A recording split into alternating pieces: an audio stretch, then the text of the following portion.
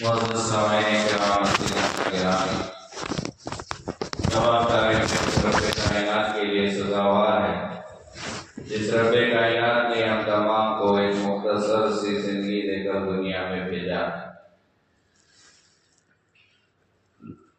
حضرت عبداللہ بن عباس رضی اللہ عنہما راوی حدیث ہیں، نبی علیہ السلام کے چچا زاد بھائی مفسر قرآن حضرت عبداللہ بن عباس رضی اللہ عنہما فرماتے ہیں کہ اللہ کے نبی علیہ السلام نے ارشاد فرمایا، من اعطی اربع فقد اعطی خیر الدنیا والآخرہ۔ بڑی پیاری حدیث ہے۔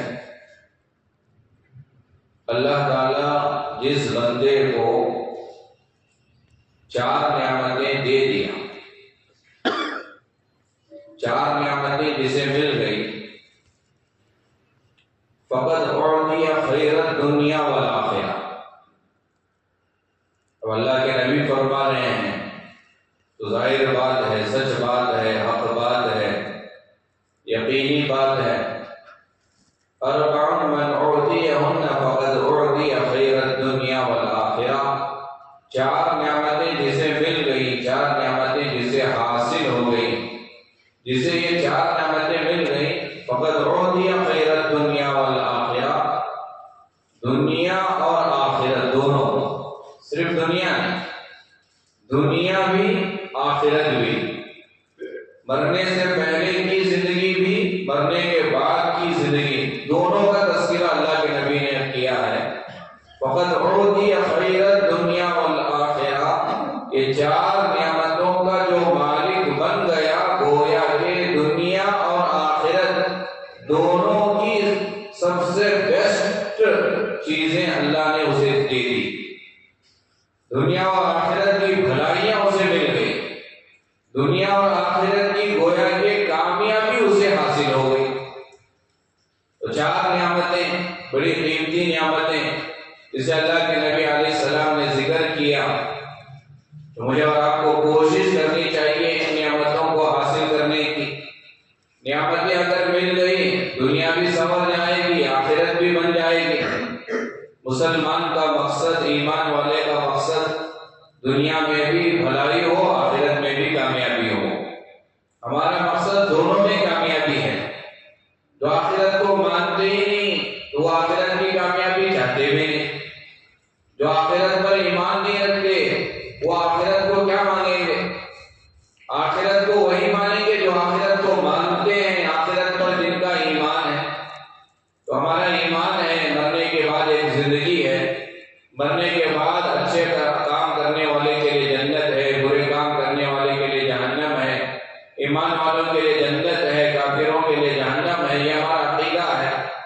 تو دنیا بھی ہماری سنور جائے، آخرت بھی سنور جائے، یہ ہمارا ارادہ ہوتا ہے، ہمارا مقصد ہوتا ہے، ہماری چاہت ہوتی ہے۔ ہم چاہتے ہیں کہ ہماری دنیا بھی بنے، آخرت بھی بنے۔ تو یہ حدیث جس میں اللہ کے نبی نے فرمایا کہ دنیا بھی سنورے گی، آخرت بھی سنورے گی، دنیا کی ساری بھلائیاں اسے مل گئی، آخرت کی بھلائیاں بھی اسے مل گئی جسے یہ چار نعمتیں ملی۔ کوشش کریں گے ان نعمتوں کو حاصل کرنے کی۔ حدیث ہے، اللہ کے نبی علیہ السلام نے فرمایا، سب سے پہلی نعمت قلب شاکر، شکر کرنے والا دل اگر کسی کو اللہ دے دیا، شکر کرنے والا دل جسے مل گیا، اس کی دنیا اور آخرت کی ساری نعمتوں میں بہترین نعمت اسے اللہ نے گویا کہ دیا ہے، شکر کرنے والا دل، قلب شاکر۔ یہ بہت بڑی قیمتی نعمت ہے، اور شکر صرف زبان سے نہیں ہوتا، شکر جسم سے، اعضاء سے، خوشی کے وقت میں، غم کے وقت میں، ہر وقت میں شکر ادا کرنا چاہیے۔ حضرت ایک بہت بڑے اللہ والے ہیں، بادشاہ کی خدمت میں بیٹھے تھے، کسی خبر دینے والے نے آ کر خبر دی کہ تمہارا بیٹا اوپر کھیل رہا تھا، چھت پر کھیل رہا تھا اور وہ چھت سے گر گیا، جیسے ہی نیچے گرا اس کا انتقال ہو گیا۔ اب تھوڑا سوچو، بیٹے کا انتقال، معصوم بچے کا انتقال، انسان اس وقت میں شکر کرتا ہے یا روتا ہے؟ انسان اس وقت میں شکر نہیں کرتا، روتا، اور جب غم بہت زیادہ لگے تو کفریہ کلمات زبان سے نکالتا ہے، اللہ کو میرا ہی بیٹا ملا تھا، کیا پتہ نہیں کیسے کیسے جملے نکالتا ہے، لیکن وہ اللہ والے بادشاہ کی خدمت میں موجود ہیں، بیٹھے ہیں، کسی نے آ کر خبر دی کہ تمہارا بیٹا اوپر سے گرا، انتقال ہوا، ان کی زبان سے ایک جملہ نکلا، الحمدللہ علی کل حال، ہر حالت میں میں اللہ کا شکریہ ادا کرتا ہوں۔ اس حالت میں بھی اللہ کا شکریہ۔ پوچھا گیا اب تو تمہارا بیٹا گرا ہے، مرا ہے، انتقال ہوا ہے، یہاں شکر کیوں ادا کر رہے ہو؟ تو جواب انہوں نے دیا کہ اللہ تعالیٰ نے مجھے بہت سارے بیٹے دیے ہیں، ایک بیٹا اللہ چھین لیا تو لے لیا تو کیا ہوا، بقیہ بیٹے تو سلامتی کے ساتھ ہیں، تو بقیہ بیٹوں کی سلامتی پر میں اللہ کا شکریہ ادا کرتا ہوں۔ یہ شکر قلب شاکر۔ تو پہلی نعمت اللہ کے نبی نے فرمایا 4 نعمتیں جسے مل گئی اس کی دنیا بن جائے گی، آخرت بن جائے گی۔ پہلی نعمت شکر کرنے والا دل ہو، اور اللہ نے قرآن میں بھی کہا ما یفعل اللہ بعذابکم، اللہ تعالیٰ تمہیں عذاب کیوں دے گا جب تمہارے اندر 2 نعمتیں ہوں گی۔ اللہ اس بندے پر عذاب نہیں لائیں گے، بیماری کا عذاب، گھاٹے کا عذاب، پریشانی کا عذاب، مصیبت کا عذاب، کوئی عذاب انسان پر نہیں آئے گا۔ اللہ فرما رہے 2 چیزیں اگر تمہارے اندر ہوں گی تو تمہیں میں عذاب دے کر کیا کروں گا، میں تمہیں عذاب کیوں دوں گا، ما یفعل اللہ، اللہ کو کیا ملے گا تمہیں عذاب دینے سے۔ یہ ترجمہ ہے ما یفعل اللہ بعذابکم۔ قرآن میں اللہ کہہ رہا ہے تمہارے اندر 2 چیزیں ہیں تو پھر مجھے عذاب دینے کی ضرورت نہیں ہے۔ پہلی چیز ان شکرتم، اگر تم شکر گزار بندے بن کر رہو گے پھر میں تمہیں عذاب نہیں دوں گا۔ تو اللہ کہہ رہا ہے کہ شکر گزاری پر عذاب نہیں آئے گا۔ وآمنتم، اور دوسری چیز تم ایمان والے ہوگے، شکر گزار ہوگے تو پھر تمہیں عذاب دینے سے مجھے کیا ملے گا۔ تو جو شکر گزار ہوتا ہے اسے عذاب نہیں ملنے والا، اس کی زندگی میں خوشحالی خوشحالی رہے گی، محبت ہی محبت رہے گی، اطمینان ہی اطمینان رہے گا، سکون ہی سکون رہے گا۔ اسی لیے اللہ کے نبی نے فرمایا بہت بڑی نعمت ہے شکر کرنے والا دل مل جانا۔ اور اللہ تعالیٰ دوسری جگہ قرآن میں فرماتا ہے، کتنی مرتبہ ہم نے سنا لئن شکرتم لأزیدنکم، شکر کرو میں دیتا رہوں گا، بہت زیادہ ملے گا تمہیں، گر نہیں پاؤ گے۔ اللہ جب دینے پر آئے بندہ گر نہیں سکے گا، کیلکولیٹر فیل ہو جائے گا، کمپیوٹر فیل ہو جائے گا، ٹیکنالوجی فیل ہو جائے گی، اللہ جب دینے پہ آئے گا کوئی دنیا کی طاقت اسے گر نہیں پائے گی۔ اور اللہ کب دے گا؟ قرآن کہہ رہا ہے شکر کرو گے تو بہت دیا جائے گا۔ لئن شکرتم لأزیدنکم، شکر پر بہت زیادہ تمہیں ملے گا۔ اب اس کا نیگیٹو اگر دیکھو، الٹا اگر دیکھو تو ناشکری پر اللہ چھین لے گا، شکر پر اللہ دے گا، ناشکری پر اللہ چھین لے گا، کیونکہ اللہ دینے والا بھی ہے، اللہ لینے والا بھی ہے۔ دینے کی قدرت بھی اللہ کے پاس ہے، لینے کی قدرت بھی اللہ کے پاس ہے۔ اگر اللہ دینے پر آئے پوری دنیا روکنا چاہے تو روک نہیں سکتی، اور اللہ اگر لینے پر آئے پوری دنیا دینے پر آئے تو دے نہیں سکتی۔ تو اللہ تعالیٰ شکر پر دے گا اور ناشکری پر اللہ تعالیٰ لے گا۔ یہ واقعہ میں نے سنا تھا، اللہ کی ہر حالت میں ہمیں شکریہ ادا کرنا چاہیے۔ غالباً حضرت عمر بن عبدالعزیز رحمۃ اللہ علیہ کی خدمت میں ایک ایسا انسان آیا جو اندھا تھا، آنکھ سے نظر نہیں آتا تھا، اندھا تھا، اور ہاتھ پیر بھی معذور تھے، کما نہیں سکتا تھا، محنت نہیں کر سکتا تھا۔ حضرت عمر بن عبدالعزیز رحمۃ اللہ علیہ کی خدمت میں آیا تو حضرت عمر بن عبدالعزیز رحمۃ اللہ علیہ کوئی ہمارے سامنے آ جائے بہت دنوں کے بعد، اس پہلا سوال کیا ہوتا؟ کیسے ہو بھائی، آرام سے ہونی ہو، خیریت سے ہونی ہو۔ تو حضرت عمر بن عبدالعزیز رحمۃ اللہ علیہ نے اس اندھے سے، اس معذور سے بھی پوچھا بھئی کیا حال ہے، کیسے ہو؟ اس نے کہا الحمدللہ، بہت اچھی حالت ہے۔ حضرت عمر بن عبدالعزیز رحمۃ اللہ علیہ بادشاہ ہیں، خلیفہ ہیں، چونک گئے، فوراً اس سے کہا تم الحمدللہ کہہ رہے ہو، آنکھ سے اندھے ہو، ہاتھ پیر کمزور ہیں، معذور ہو، کما نہیں سکتے، مسکین ہو، غریب ہو، فقیر ہو، پھر الحمدللہ کہہ رہے ہو۔ تو سنو، اس معذور نے، اس اندھے نے، اس غریب مسکین نے وقت کے بادشاہ، وقت کے خلیفہ حضرت عمر بن عبدالعزیز رحمۃ اللہ علیہ سے کہا میں الحمدللہ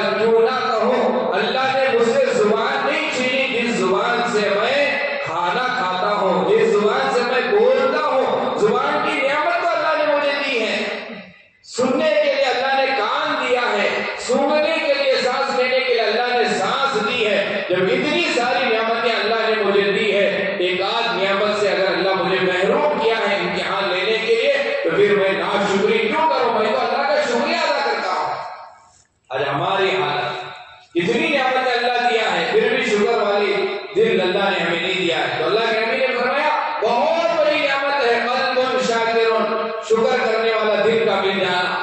ناشکری کرو گے اللہ نعمتیں چھین لے گا. اللہ مجھے کیا دیا ہے، دوسروں کو دیکھو اللہ نے فلاں کو وہ دیا ہے، فلاں کو وہ دیا ہے، تجھے کیا دیا ہے. ناشکری کرو گے جتنا اللہ نے دیا ہے وہ بھی چھین لے گا، اللہ وہ بھی لے لے گا.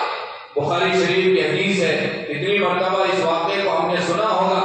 اللہ کے نبی علیہ السلام نے ناشکری کے نقصانات پر حدیث بیان کی.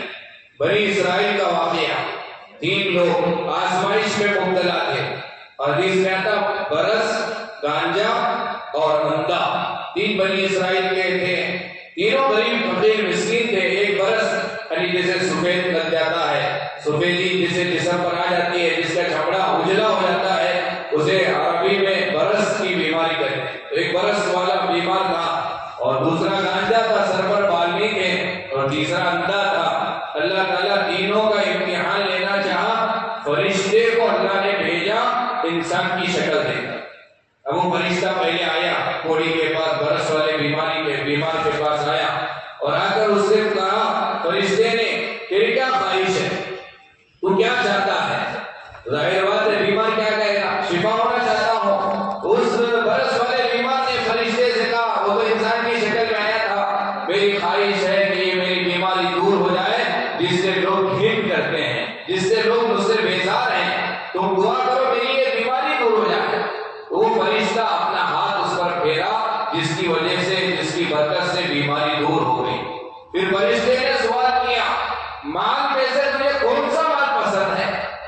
تو اس برس والے انسان جو ٹھیک ہو گیا تو اس نے کہا ایبل، مجھے اونٹ زیادہ پسند ہے، مالداری میں سے مجھے اونٹ کا مالک بننا چاہتا ہوں. تو عشرۃ الناقہ، بخاری میں اللہ تعالیٰ نے فرمایا کہ اس فرشتے نے جو انسان کی شکل اختیار کر کے آیا تھا 10 مہینے کی گھاون اونٹنی اسے دے دی، 10 مہینے کی حاملہ اونٹنی اسے دے دی، اور کہا کہ اللہ اس میں تجھے برکت دے دے.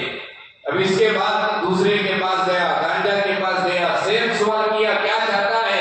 اس نے کہا کہ لوگ مجھے ٹکلا کہتے ہیں، گانجا کہتے ہیں، سر پر بال نہیں ہے، لوگ مجھ سے گھن محسوس کرتے ہیں، دعا کرو میرے سر پر بال آ جائے. فرشتے نے سر پر ہاتھ پھیرا، بال آ گئے. کہا کہ تجھے مالداری میں کون سا مال زیادہ پسند ہے. اس نے کہا بقرہ، مجھے گائے زیادہ پسند ہے. فرشتے نے دعا دی، گائے دے دی اسے، اور دعا دی تھی کہ اس میں اللہ تجھے برکت دے. تیسرے انسان اندھے کے پاس گیا، جا کر کہا کہ کیا چاہتا ہے. اس نے کہا کہ جب سے میں دنیا میں آیا ہوں کسی کو دیکھا نہیں ہوں، بیوی بچوں کو دیکھا نہیں ہوں، اندھا ہوں، مادرزاد اندھا ہوں، میرے لیے دعا کرو آنکھ آ جائے، بینائی آ جائے. آنکھ پر ہاتھ پھیرا فرشتے نے، اب وہ بینا ہو گیا، دیکھنے والا ہو گیا. اس سے پوچھا کہ کیا چاہتا ہے مال. اس نے کہا غنم، بکری چاہتا ہوں. تو فرشتے نے بکری دی اور اس کی برکت کی دعا دی، فرشتہ چلا گیا. حدیث میں، بخاری کی حدیث میں، ایک زمانہ گزرا، کچھ ایام گزرے، کچھ مہینے گزرے، اللہ تعالیٰ نے دوبارہ اسی فرشتے کو انسان کی شکل میں تینوں کے پاس آزمائش کے لیے بھیجا. اب یہ فرشتہ پہلے کے پاس آیا اور اللہ نے اتنی برکت دی تھی اس کے اونٹنیوں میں کہ حدیث میں آتا ہے 2 وادیوں کے درمیان، یعنی اس جانب ایک پہاڑ ہے، اس جانب ایک پہاڑ ہے، ان دونوں پہاڑوں کے درمیان میں جتنا جگہ ہے وہ ساری اونٹنیاں وہاں اس کی تھی. اتنا بڑا پانی بنا تھا اونٹنیوں کا. اب آیا یہ فرشتہ انسان کی شکل میں اور آ کر اس جو پہلا برس کا بیمار تھا، فقیر تھا، آج مالدار ہے، خوبصورت ہے. فرشتے نے اس سے کہا کہ بھائی غریب ہو، مسکین ہو، بہت دور سے آیا ہوا ہو، مجھے اونٹ دے دے، صدقے کے طور پر مجھے اونٹ دے دے. اس نے کہا کہ نہیں، آ جاتے ہیں مانگنے کے لیے کہیں سے بھی، نہیں دے سکتا.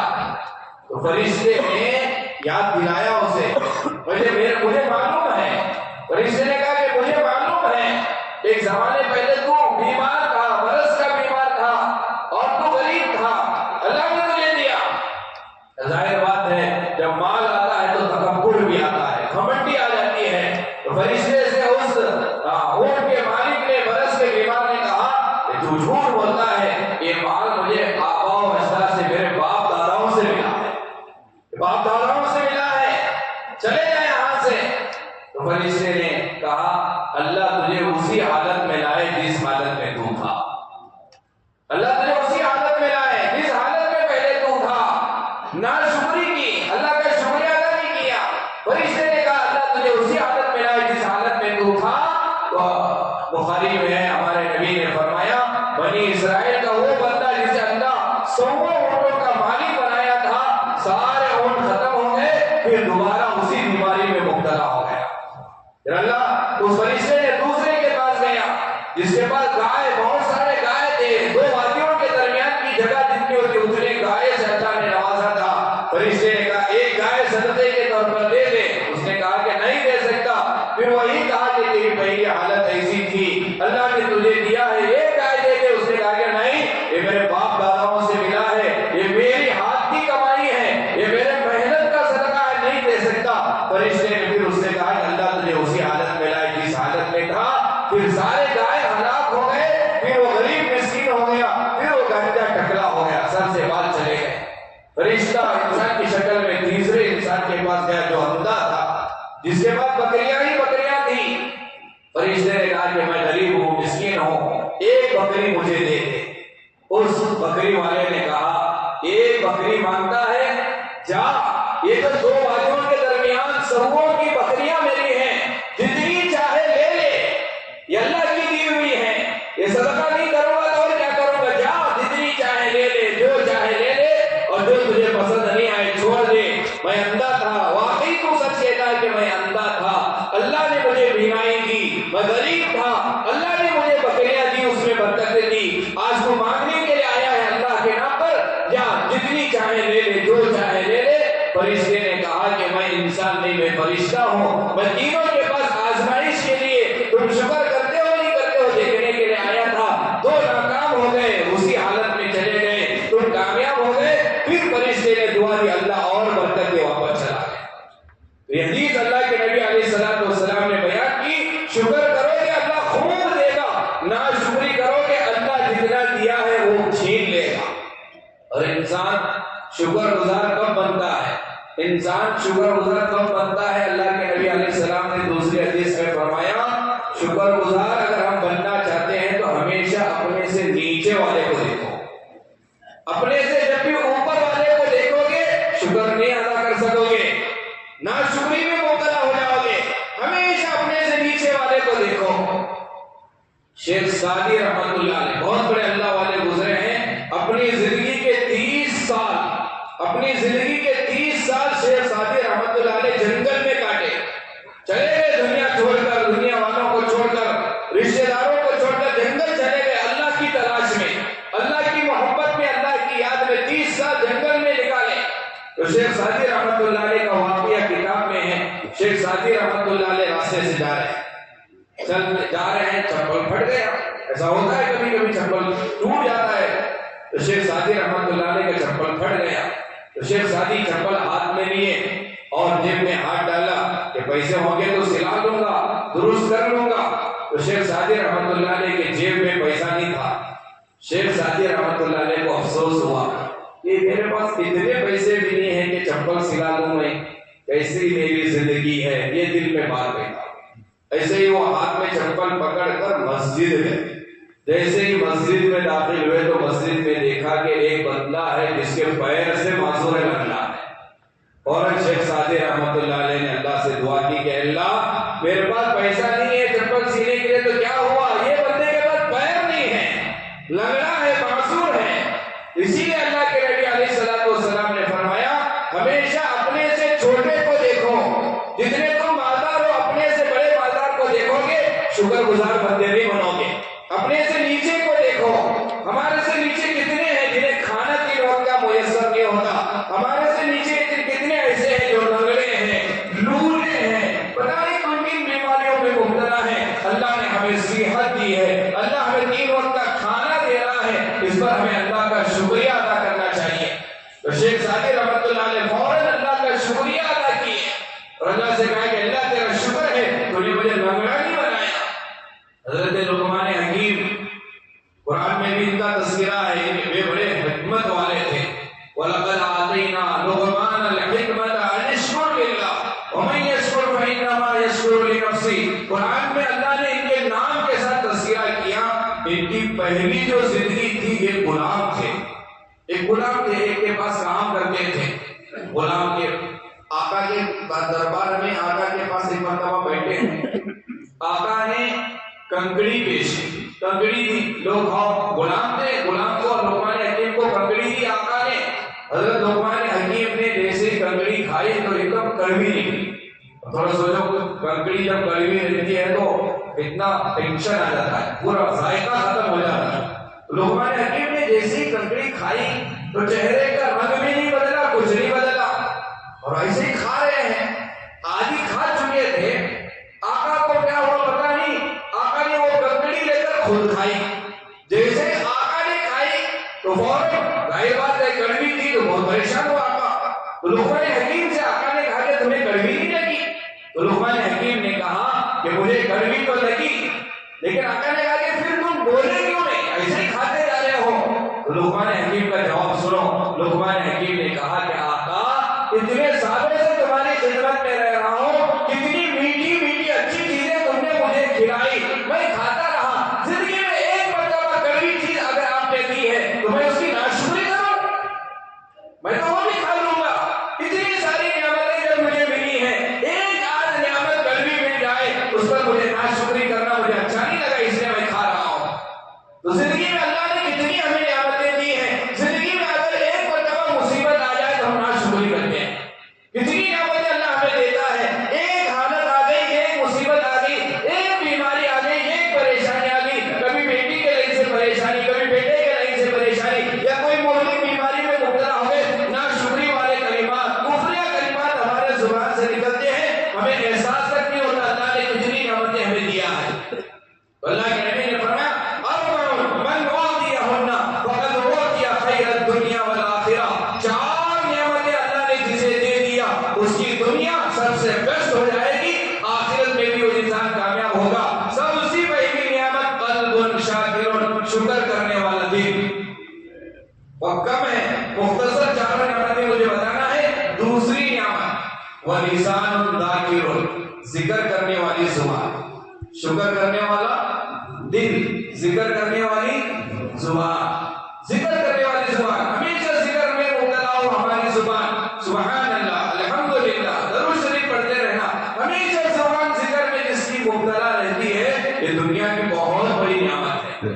زبان پر ہمیشہ ذکر جس کے چلتے رہتا، اچانک انتقال کا وقت آ جائے تو دنیا زبان سے نکلے گی، ذکر زبان سے نکلے گا، بولو کیا نکلے گا؟ ہاں، ہمیشہ زبان سے ذکر، اٹھتے بیٹھتے، کاروبار میں ہے، تجارت میں ہے، دکان میں ہے، جہاں کہیں رہو ہمیشہ ذکر کرنے والی زبان۔ بیت الخلا جا رہے دعا پڑھنا یہ ذکر ہے، بیت الخلا سے باہر آ رہے دعا پڑھنا یہ ذکر ہے۔ ذکر کا مطلب جس وقت میں اللہ کے نبی نے جس چیز کو پڑھنے کے لیے کہا ہے اس وقت میں وہ چیز پڑھنا اس وقت کا ذکر ہے۔ بیت الخلا جاتے ہو سبحان اللہ بولنا یہ اس وقت کا ذکر نہیں، اس وقت کا ذکر اس وقت کی دعا۔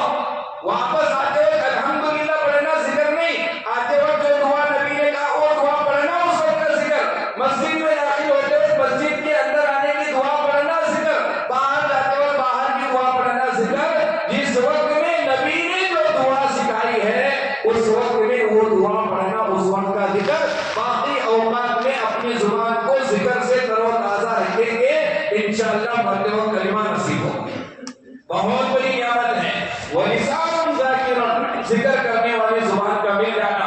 اور تیسری نعمت اللہ کے نبی علیہ السلام نے فرمایا وَبَدَنٌ عَلَى الْبَلَاءِ صَابِرٌ، مصیبت کے وقت میں صبر کرنے والا بدن کا مل جانا۔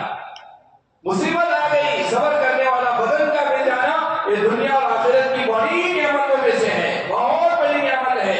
وَبَدَنٌ عَلَى الْبَلَاءِ صَابِرٌ، جب مصیبت آ جائے تو اس وقت کہ ہمارا بدن صبر کرنے والا ہو، کیا ملے گا؟ قرآن میں اللہ نے کہا انما یوفی الصابرون اجرهم بغیر حساب، بے حساب اللہ تعالیٰ کا کرے گا، حساب ہی نہیں ہے اس کا، اللہ اتنا دے گا۔ انما یوفی الصابرون اجرهم بغیر حساب، بے حساب اللہ تعالیٰ اجر عطا فرمائے گا۔ تو پہلی نعمت کون سی؟ شکر کرنے والا دل، دوسری نعمت ذکر کرنے والی زبان، تیسری نعمت صبر کرنے والا بدن، مصیبت کے وقت میں صبر کرنے والا بدن۔ میں پہلی نعمت کو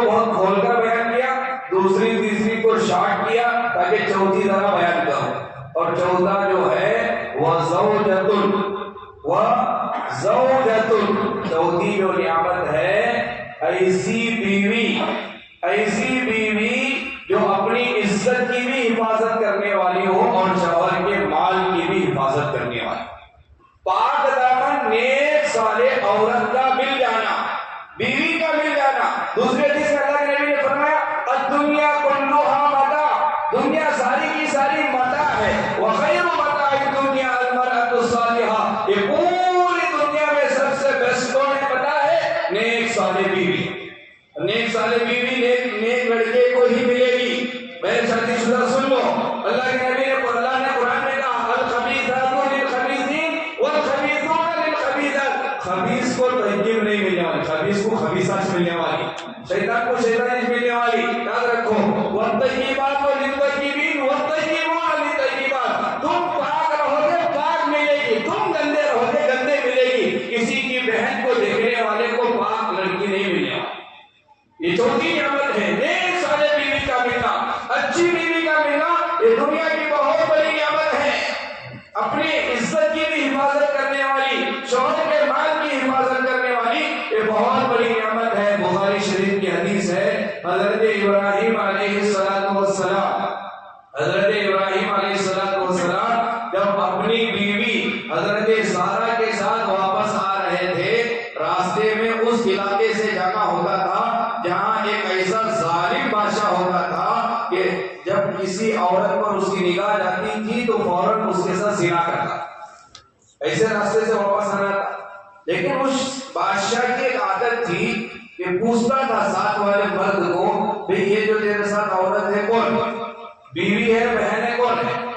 اگر وہ مرد کہتا تھا کہ یہ بیوی ہے تو اس کے ساتھ یہ زنا کرتا تھا.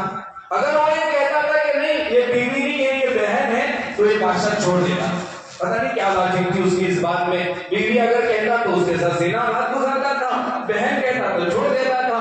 اب اللہ کے نبی ہیں، خلیل اللہ ہے حضرت ابراہیم علیہ السلام، اب بیوی ہے حضرت سارہ علیہ السلام. ہمیں دونوں جا رہے ہیں. حضرت ابراہیم کو پتا تھا راستے میں اب بادشاہ کے وہاں سے جانا ہوگا، بادشاہ تو پکڑے گا اور بادشاہ اگر پوچھے گا مجھ سے اور میں کہوں گا بیوی ہے اب تیرے ساتھ غلط کام ہوگا، بہن تو کہہ نہیں سکتا کیا کرنا. تو حضرت ابراہیم علیہ السلام نے توریہ کا استعمال کیا. یہ مسئلہ سمجھو توریہ کسے کہتے ہیں؟ زبان سے ایسی ڈبل میننگ بات. یہ تو ماشاءاللہ آپ لوگ اچھے سے جان گے. ڈبل میننگ سامنے والا ایک الگ سمجھنا اور ہمارے دل و دماغ میں ایک الگ ہے. تو یہ سمجھ رہا ہے کیا میں یہ بول رہا تھا؟ یہ تو بول سکتا نوجوانوں میں اسے توریہ بولتی. یہ شریعت میں حرام چیز سے بچنے کے لیے اس طرح کر سکتی، مذاق میں نہیں کر سکتے. مسئلہ جمعہ میں بول دیا مفتی صاحب ڈبل میننگ چلتا ہے، یہ کو سمجھو. شریعت میں حرام چیزوں سے بچنے کے لیے توریہ کا استعمال کر سکتی. دو تین مثالیں. ایک حضرت ابراہیم علیہ السلام کی مثال، ایک ہمارے نبی کی. ہجرت کے لیے جب نکل رہے تھے تو اللہ کے نبی حضرت ابو بکر کو پکڑ لیا. ایک انسان جو حضرت ابو بکر کو پہچانتا تھا نبی کو نہیں پہچانتا تھا، وہ کافر تھا، اللہ کے نبی کو پکڑنے کے لیے آیا تھا. تو حضرت ابو بکر سے کہا یہ کون ہے ساتھ میں؟ اب حضرت ابو بکر اگر کہتے محمد رسول اللہ ہے فوراً وہ پکڑ کے لے کر چلا جاتا تھا. حضرت ابو بکر نے وہاں توریہ کا استعمال کیا، کہا یہ میرا رہبر ہے، راستہ دکھانے والا. بات تو صحیح ہے، اس نے سمجھا کوئی عام انسان ہوگا اور بات جھوٹ بھی نہیں تھی کیونکہ اللہ کے نبی آخرت کا راستہ دکھانے والے تھے. اسے کہتے ہیں توریہ. تو حضرت ابراہیم علیہ السلام حضرت سارہ سے کہا، بیوی سے کہا بادشاہ جو پکڑ کے بادشاہ کے دربار میں پہنچوں گا میں تجھے بیوی نہیں کہوں گا، میں تجھے بہن کہوں گا. کیونکہ قرآن میں بھی اللہ نے کہا انما المؤمنون اخوہ، سارے مسلمان آپس میں بھائی بھائی ہیں. اس لحاظ سے تو میری دینی بہن ہے، دین کے لحاظ سے تو میری بہن ہے، تو تجھے میں بہن کہوں گا. بادشاہ چھوڑ دے گا، تیری عزت کی حفاظت ہو جائے گی. یہ مشورہ ہوا. حضرت ابراہیم جا رہے تھے سارہ کو لے کر، جو ہونا تھا ہوا. بادشاہ پکڑا، بادشاہ کی خدمت میں آئے. حضرت ابراہیم سے پوچھا گیا اے عورت کون؟ حضرت ابراہیم نے کہا میری بہن ہے. لیکن بادشاہ نے حضرت سارہ کو دیکھا کہ اتنی خوبصورت ہے، دل پگھل گیا. بہن بولنے کے باوجود بھی کہا کہ اس کے ساتھ رات گزار. حضرت سارہ کے ساتھ رات پکڑ کے اندر کمرے میں لے. بخاری کی حدیث ہے حضرت ابراہیم کی بیوی حضرت سارہ اندر گئی کمرے میں، وہ بادشاہ ہے. اب سنو حدیث میں اللہ کے نبی نے فرمایا، بخاری کی حدیث ہے، جب حضرت سارہ کو بادشاہ اندر لے کر گیا اس وقت میں حضرت سارہ نے اللہ سے کیا دعا کی، یہ دعا مجھے آپ کو سنانا ہے. حضرت سارہ نے کہا ان کن كنت آمنت بك وبرسولك إن كنت آمنت بك وبرسولك وحسنت فرجي إلا على زوجي فلا تسلط علي هذا الكافر. یہ دعا کی حضرت سارہ. کیا ترجمہ اس کا؟ اے اللہ میں تجھ پر ایمان لائی ہوں اور تیرے رسول میرے شوہر ابراہیم پر میں ایمان لائی ہوں. اور آگے کہا کہ آج تک میری حیا، میری پاک دامنی، میری شرمگاہ میرے شوہر کے علاوہ کسی کے سامنے میں نے ظاہر نہیں کی ہوں. اس کافر کو میرے اوپر مسلط نہ فرما. اپنی پاک دامنی کا واسطہ لے کر حضرت سارہ نے دعا کی. اللہ کا عذاب آیا، تڑپنے لگا بادشاہ. فوراً حضرت سارہ نے کہا اے اللہ اسے افاقہ دے دے، اس کی جان نہ چلی جائے یا آرام ہو جائے. فوراً اللہ نے دعا کی اور بادشاہ آرام ہو گیا. پھر اس کی نیت میں بھی دوبارہ مسلط ہونا چاہا. دوبارہ حضرت سارہ نے دعا کی، پھر اس پر اللہ کا عذاب آیا. تیسری مرتبہ ایسا ہی ہوا. پھر بادشاہ نے حضرت ابراہیم سے کہا تم نے عورت کو نہیں لایا ہے، تم نے جنیاں کو لایا ہے. حضرت ابراہیم نے چھوڑ دیے. بادشاہ چھوڑا اور اتنا متاثر ہوا حضرت سارہ کی دعا سے، حضرت سارہ کے عمل سے، کہ بجائے غلط کام کرنے کے ایک باندی خدمت کے لیے حضرت ابراہیم اور حضرت سارہ کو دیا. وہ باندی حضرت ہاجرہ ہے جن سے حضرت اسماعیل پیدا.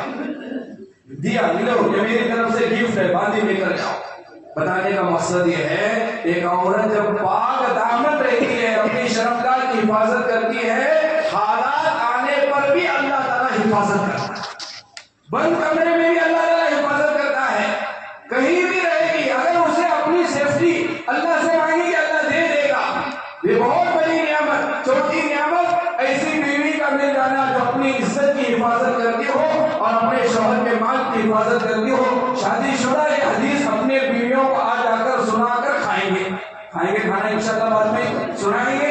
ابھی میں حدیث بول رہا ہوں، آخری حدیث ہے، یہ مجھے اصل بیان کرنا ہے. اللہ کے نبی علیہ السلام نے فرمایا 4 چیزیں جس عورت میں پائی گئی، اتنی چیزیں 4 چیزیں جس عورت میں پائی گئی اتنی بڑی نعمت ملے گی. آخر میں سنو. پہلی چیز آسان ہے، اذا صلت خمسہا، 5 وقت کی نماز پڑھنا. پہلی نعمت کون سی ہے بولو؟ کون؟ عورت. ہم بھی پڑھیں گے یا عورت کے لیے اللہ کے نبی نے فرمایا اذا صلت خمسہا، 5 وقت کی نماز پڑھنا. وصامت شہرہا، رمضان کے روزے رکھنا. ہر مہینہ رمضان رہتا بھائی، سال میں ایک مرتبہ رمضان کے روزے رکھنا. اور تیسرا کا وحسنت فرجہا، اپنی شرمگاہ کی حفاظت کرنا. واطاعت بالہا، اپنے شوہر کی اطاعت کرنا. اتنی چیزیں 4. نمبر 1 جلدی بولو. نمبر 1 5 وقت کی نماز. نمبر 2 رمضان کے روزے. نمبر 3 اپنی شرمگاہ کی حفاظت. نمبر 4 اپنے شوہر کی اطاعت. یہ 4 کام جو عورت کرے گی اللہ کے نبی فرما رہے ہیں. مولانا مفتی صاحب کوئی شوہر بھی فرما رہا، نبی فرما رہے ہیں دخلت من ای ابواب الجنت شاءت، جنت کے دروازوں میں سے جس دروازے سے چاہے داخل ہو سکے. یہ پروانہ، یہ خوشخبری نبی نے فرمایا دخلت من ای ابواب الجنت شاءت، جنت کے دروازوں میں سے جس دروازے سے اندر جانا چاہے ہر دروازہ ویلکم کرے گا اس عورت کا. سستا قدم آ جاؤ، یہاں سے داخل ہو جاؤ، یہاں سے داخل ہو جاؤ. یہ 4 نعمتیں جس عورت میں پائی گئی، 4 چیزیں جس میں آ گئی، جنت کا ہر دروازہ داخل ہوگا. اور ہمارے نبی نے فرمایا 4 نعمتیں، شکر کرنے والا دل، ذکر کرنے والی زبان، اور مصیبت میں صبر کرنے والا بدن، نیک صالح بیوی. یہ 4 نعمتیں جسے مل گئی خیر الدنیا والآخرہ، دنیا میں سب سے زیادہ بھلائیاں گویا کہ اسے ملی، آخرت میں کامیابی بھی اسے حاصل ہوگی. اللہ تعالیٰ سے دعا ہے اللہ تعالیٰ یہ ساری نعمتیں ہمارے اندر پیدا فرمائے. آمین.